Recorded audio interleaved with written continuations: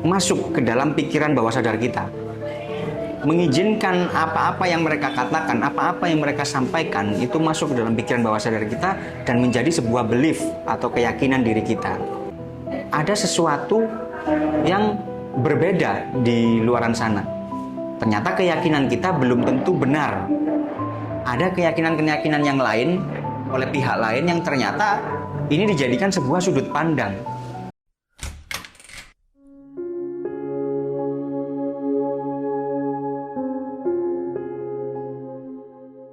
Di episode sebelumnya kita telah membahas tentang yang namanya karakter diri. Bahwasanya saya ulangi lagi, karakter diri adalah suatu bentukan atau produk yang terbentuk dari pengalaman-pengalaman hidup seseorang di masa lalu, mulai dari pola asuh, pola lingkungan, ya, sehingga membentuk karakter mereka, karakter diri kita seperti saat ini. Namun kabar baiknya adalah karakter diri kita yang saat ini terbentuk itu bisa kita ubah menjadi karakter yang lebih baik. Kita bisa membentuk karakter diri kita menjadi versi terbaik kita. Bagaimana caranya?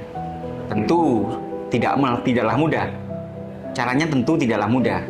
Karena karakter yang terbentuk dari diri kita itu adalah bentukan yang sudah benar-benar paten sebenarnya ya. Nah, artinya paten ini terbentuk karena sesuatu yang direpetisi, sesuatu yang diulang-ulang tiap hari, kemudian menjadi sebuah habit, sebuah kebiasaan yang kemudian menimbulkan sebuah karakter. Setelah terjadi kebiasaan maka akan jadi karakter. Dan karakter ini jika sudah masuk ke dalam ranah lingkungan, bersosialisasi, maka disitulah akan terlihat bahwasanya karakter diri kita ini bisa nggak sih diterima oleh banyak orang.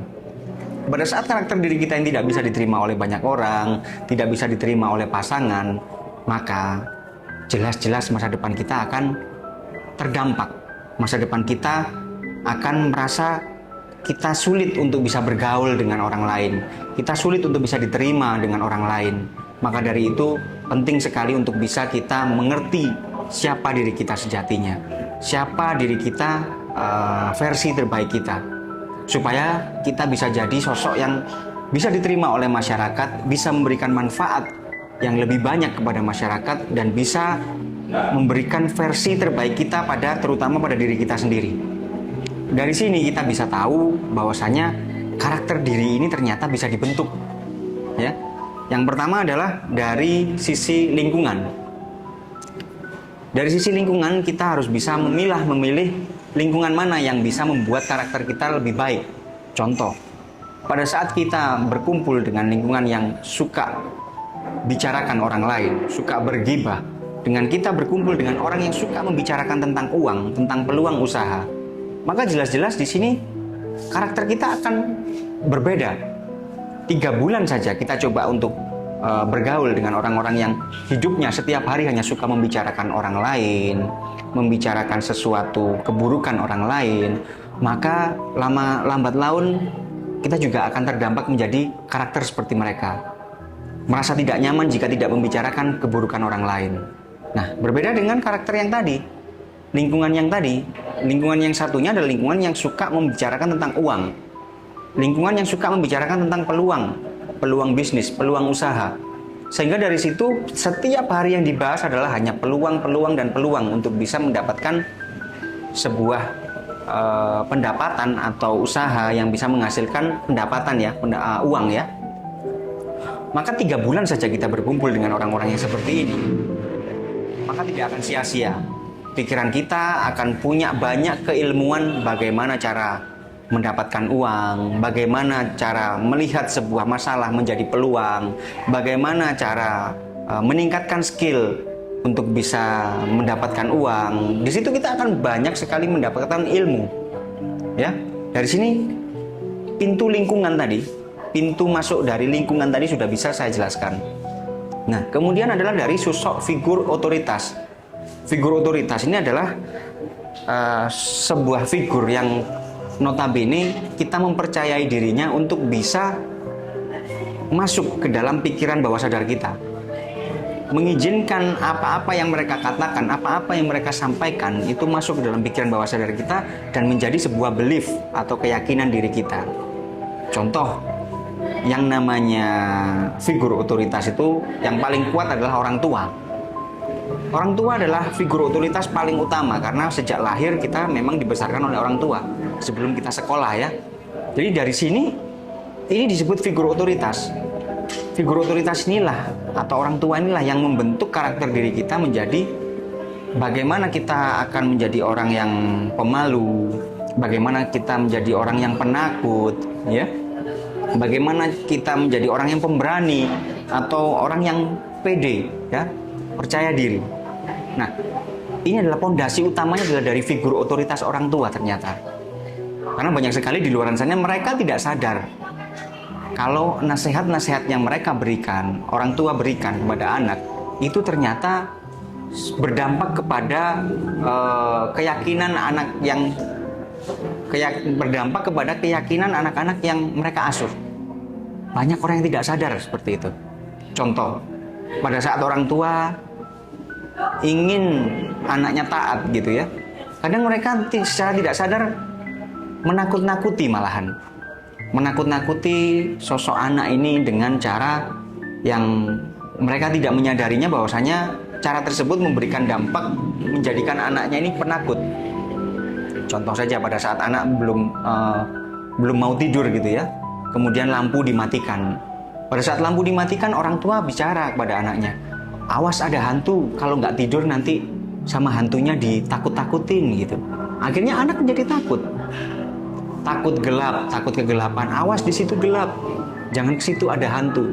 Akhirnya anak kecil ini tadi secara tidak sadar mereka menangkap perkataan orang tuanya dan kemudian meresapi sehingga yang namanya kegelapan itu adalah sebuah atau sesuatu yang dianggap seram, dianggap tempatnya hantu seperti itu. Nah, orang tua pun juga tidak sadar tujuannya sebenarnya baik, tapi ternyata ini berdampak kepada karakter anak. Akhirnya anak ini menjadi penakut seperti itu. Ini dari figur otoritas orang tua. Nah, kalau dari figur otoritas yang lain, contoh, semisal kita punya guru atau punya guru spiritual atau guru akademis yang mungkin kita anggap sebagai sosok yang memang nasihat-nasihatnya akan bisa kita terima. Nah, di sini kita bisa tangkap bahwasanya figur otoritas ini sangat berperan penuh terhadap pikiran bawah sadar kita, terhadap karakter diri kita yang terbentuk. Karena pada saat kita salah memilih figur otoritas, maka otomatis yang namanya karakter kita juga akan ikut dengan figur otoritas kita tadi. Contoh saja, banyak motivator-motivator di luar sana menyatakan semisal ada yang menyatakan cari uang itu harus kerja keras. Jika tidak kerja keras, maka uang itu tidak akan bisa hadir dalam hidup kita. Maka dalam pikiran bawah sadar kita, pada saat kita meyakini hal itu masuk ke dalam pikiran bawah sadar kita, maka yang diartikan oleh pikiran bawah sadar kita adalah bagaimana cara mencari uang itu memang susah, memang harus dengan kerja keras. Sedangkan banyak di luar sana sebenarnya ada juga orang-orang yang kerjanya kerja cerdas.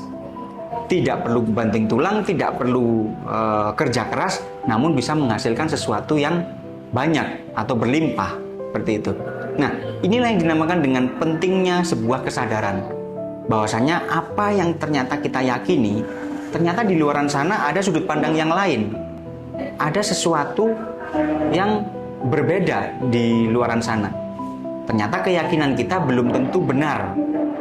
Ada keyakinan-keyakinan yang lain oleh pihak lain yang ternyata ini dijadikan sebuah sudut pandang. Nah, sudut pandang ini tadi yang harus kita kuasai sehingga kita bisa punya sudut pandang yang luas, sehingga pada saat menilai sebuah kejadian kita tidak terkungkung dalam sudut pandang yang satu tadi. Semisal sudut pandangnya negatif saja, maka dia akan sulit yang namanya memaafkan. Pada saat sudut pandangnya negatif, dia akan merasa jadi bermental korban.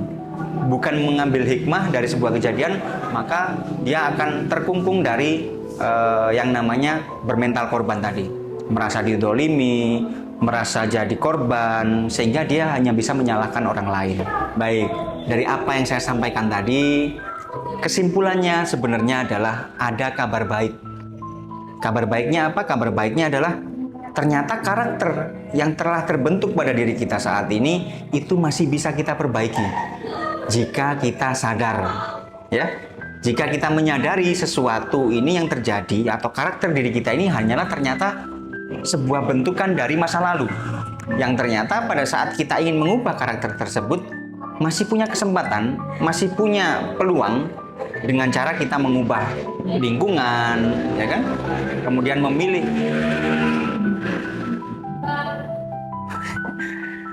ternyata kita masih punya kesempatan untuk bisa mengubah karakter diri kita menjadi karakter versi terbaik diri kita masing-masing. Salah satunya yang tadi saya sebutkan adalah dari sudut lingkungan. Dari sudut lingkungan kita rubah untuk bisa memilih lingkungan mana yang akan kita pilih. Kemudian dari sudut figur otoritas. Figur otoritas ini juga kita harus bisa pintar-pintar memilih. Artinya di sini banyak sekali figur otoritas yang bertebaran di luaran sana, di media sosial, yang bisa kita ambil mana yang kita ingin jadikan figur otoritas. Dan faktanya banyak juga figur otoritas di luar sana yang menyampaikan sesuatu, namun setelah kita telaah dengan pikiran bawah sadar kita, ternyata apa yang disampaikan itu berdampak pada diri kita, karakter kita. Ya, terkesan baik nasihatnya, akan tetapi pada saat kita artikan dalam pikiran bawah sadar kita, ternyata hal itu negatif. Nah, ini yang harus kita terus olah. Kesadaran ini harus terus kita olah supaya kita punya skill kesadaran penuh dan bisa menganalisa yang namanya kalimat atau kata yang bisa masuk atau menyerap ke dalam pikiran bawah sadar kita.